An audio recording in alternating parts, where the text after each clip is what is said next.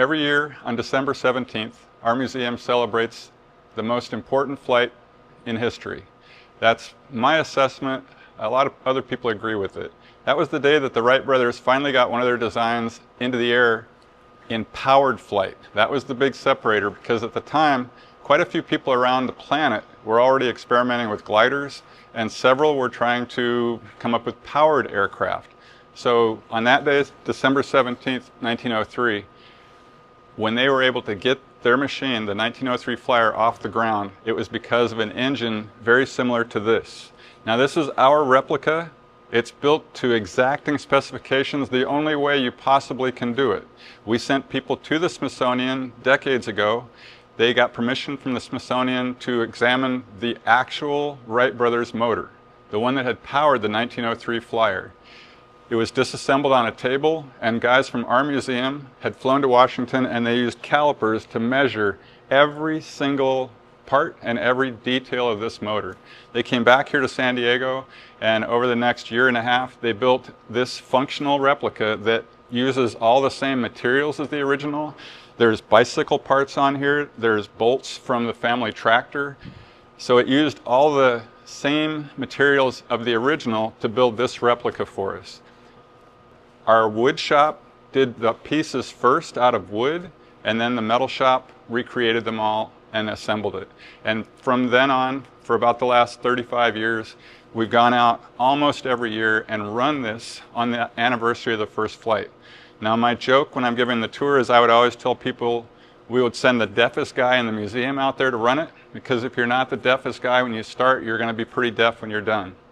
There's a bunch of things, this engine, that if you looked at any engine today, you would expect a certain set of parts, components that most of the engines share.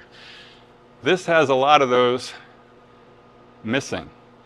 Charlie Taylor, the world's first aeronautical engineer, the guy that created this motor for the Wright brothers out of those parts from around their shop, he was contracted to produce an 8-horsepower motor that weighed less than 200 pounds. He did his best, but at the time, nothing on this was an item you could order from a catalog. You either had to build it or take it up a different machine.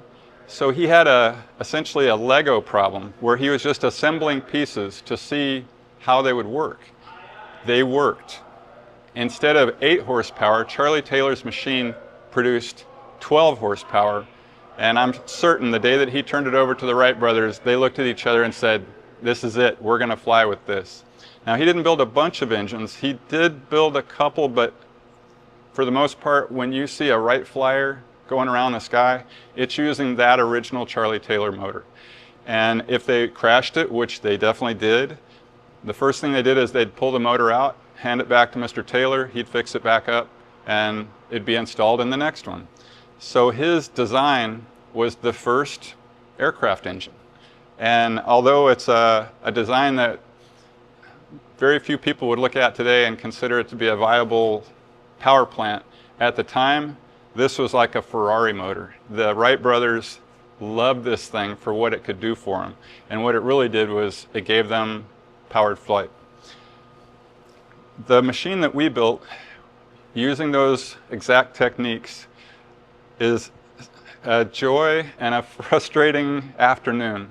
This year in 2020, in December of 2025 was the first year that I can remember where we took the engine out front of the museum and the thing wouldn't start.